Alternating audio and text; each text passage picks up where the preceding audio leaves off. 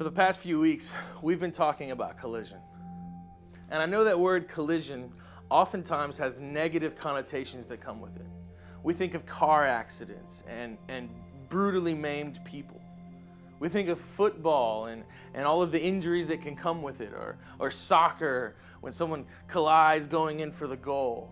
We think of hockey and fights or collisions in our relationships, right?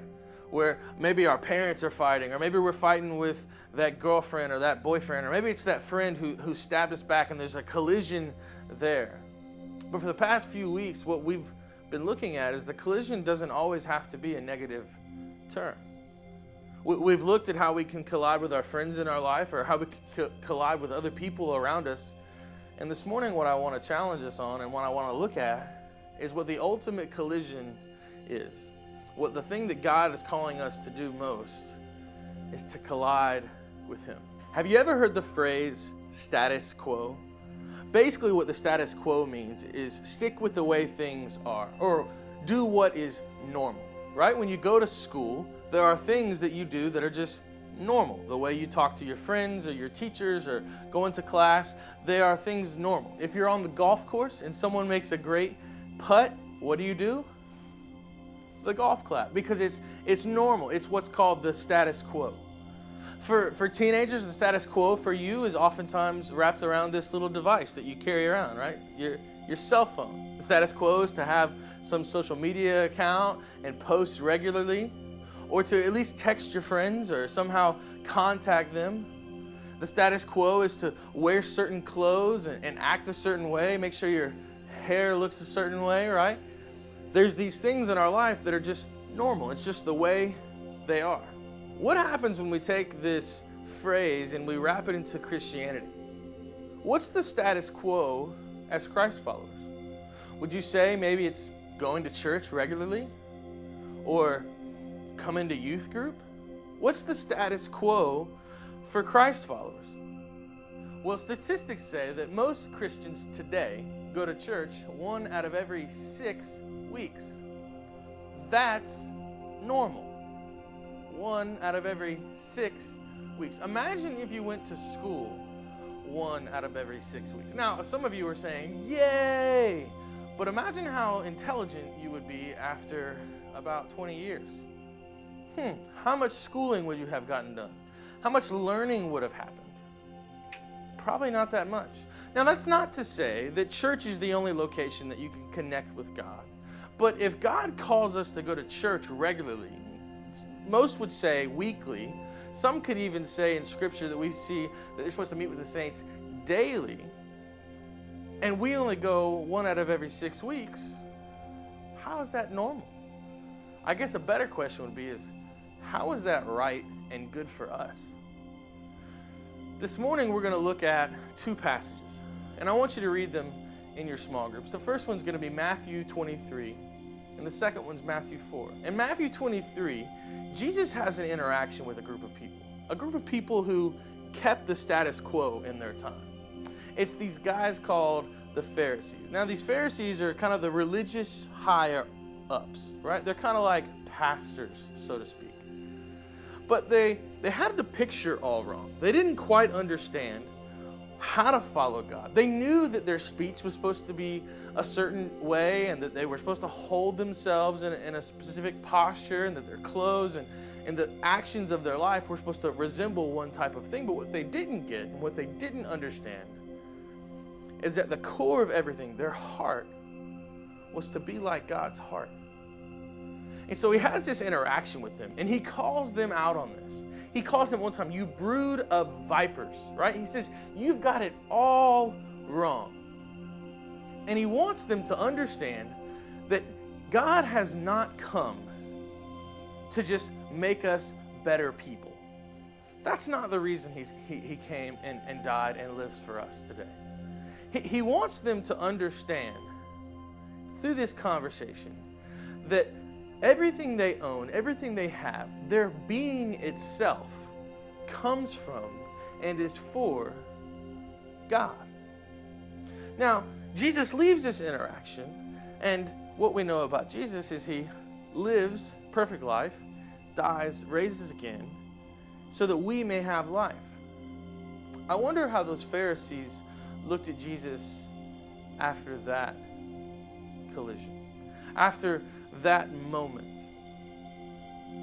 Now, the other passage is Matthew 4. Jesus has an interaction with a very different group of people. A group of people who you could say weren't in the status quo.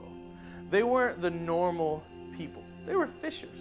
They were dirty, smelly, kind of lower income folks. But Jesus walks up to them and says, hey, you right there.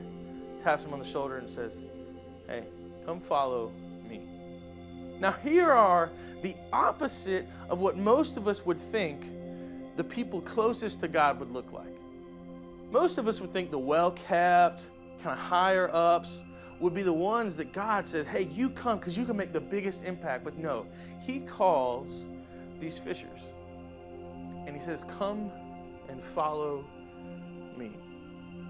And without a pause and without a hesitation, they drop their nets and they follow God. My question for us this morning is, what aspects of your life are you trying to keep within this status quo box?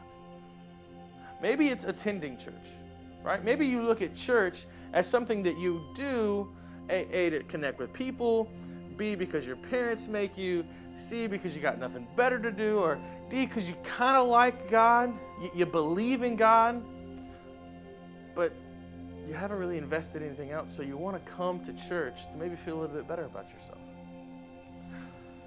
What I want to challenge us this morning is all of us need a collision with God. All of us need this interaction very similar to how the Pharisees and the fishermen had. And he does this through his word. He does this through gathering together. He does this through the preaching of his word. See, what I want you to know this morning is that God is calling you to have a collision with him. He's calling you to step out of this status quo box and the things the way they are, that 1 out of 6 weeks. And he's calling you to say, give me everything. He's calling you to say, when you're at school and you're tempted to have this conversation or that conversation, he's calling you to say, why don't you have a conversation about me? Or why don't you have a conversation that at least points to me? Why don't you let your words resemble God's heart? When you're on your sports teams, maybe you're not the most optimistic person. Maybe you're not the best on the team. But when things get bad, do you join in the language or the posture of a losing type of mentality?